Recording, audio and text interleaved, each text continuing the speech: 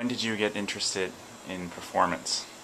I think it really started when I was around 7 years old, and I auditioned for my school play at Madison Elementary, and I got a very small part, but that really sparked the theater person within me. So I think it just kind of snowballed from there, and I've been doing plays and theater and anything really to do with music ever since. What was your first show? I honestly don't remember because it was something so remotely far-fetched for a 7-year-old to comprehend, but I do remember that my first bigger part was in Alice in Wonderland at Madison Elementary. And what was the part? I was the White Queen. You so were. I didn't get to be the Red Queen, the really nasty one, but I got to be the White Queen, so, yep. And when did you start singing? I started, I mean, I could say that I was singing from the time that I was talking, but I don't think that was the case. It was more probably around 8 or 9 years old when I joined the local children's choir around here, directed by Kerr and Page, and I kind of got the basics, and then I started singing with her, and I guess ever since then I've just picked up bits and pieces here and there. So. And what is your favorite performance that you've given?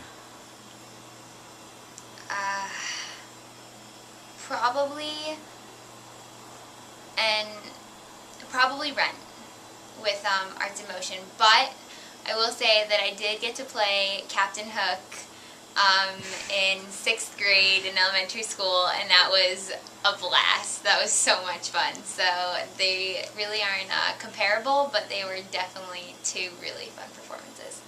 So.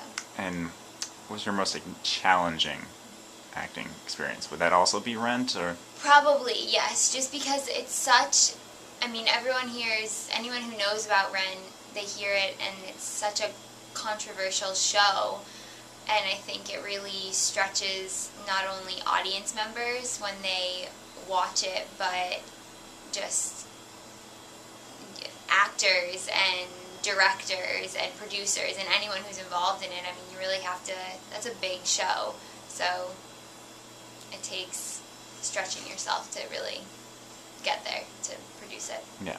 And now you've done shows for both M&D and Arts in Motion, and how would you compare those experiences? I think it's like with any show that you jump into, you can't really compare it to other shows, because you have to tackle, each show is a new project that you need to tackle, and I think that working with M&D and working with Arts in Motion both have been great experiences, because they both have such gifted directors, and I mean, whatever play that I've done, no matter how stressful it's always been fun, and it's been a pleasure with both. So I think challenging but enjoyable, so I think they both have a lot in common, actually. Yeah. The first thing I saw you in was in Footloose. Ah, that's right. Yeah. And I remember like being like really impressed and just being like, oh wow, she's really good. She's actually better than the lead. Thank you. Thank you. It was a lot of fun, and I think that's definitely a fun play, and it's one that I had never seen the movie before I had done the show, so I actually had to go out and get the movie and watch it. So yeah. And it's kind of funny with that movie, because it makes sense that it would be turned into a musical. So many of those like movies that just get turned into musicals, it doesn't make sense at all, but that one really does. Yeah, it does, and I can see, I mean, I don't really know how old the musical is, but I don't know why they didn't do it sooner, because it's just such a, I mean, you have musicals like A Chorus Line and stuff, and like things in 42nd Street, things so heavy in dancing, and that one where it's not really heavy in dancing until they actually start to dance. Right. But yeah, so I agree. And what are you hoping to do after graduation?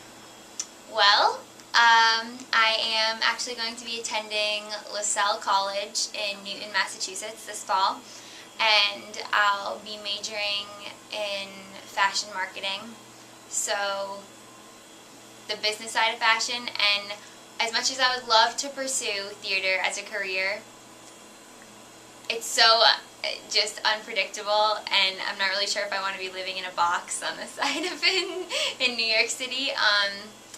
But I definitely will keep theater in my,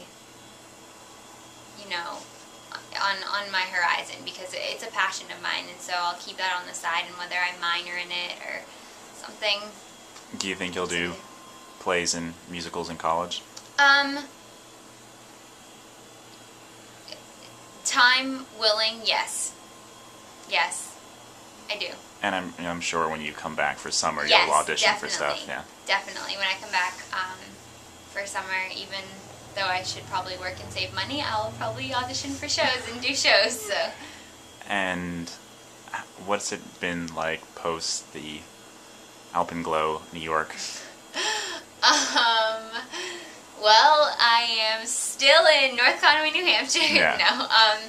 That was such a great experience, and it really, I had never been to New York, so it was eye-opening, and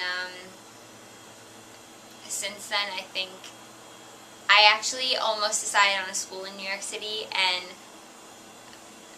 after Alpenglow, it helped me make my decision, because New York is a big city, and I'm from a small town, so post Alpenglow, my life's been normal. Right. But so it was just too overwhelming to consider going to school there? For right now. I would love to work in New York City. I would love to be part of the fashion industry in New York City, but to start off, I need to ease my way into it. Yeah. So, but my life's been pretty normal since then, so. And has there been anything else with Alpenglow? I think that basically right when we got back, I had practice and rehearsals for Guys and Dolls and a lot of schoolwork, and I know Mary Bastoni, who kind of is the director of it, is really busy, and everyone's just been super busy. I think that we were initially going to get back together and try and do some things for charity and perform at some concerts, and maybe in the summer at the park, but as of right now, nothing. But hopefully in the future.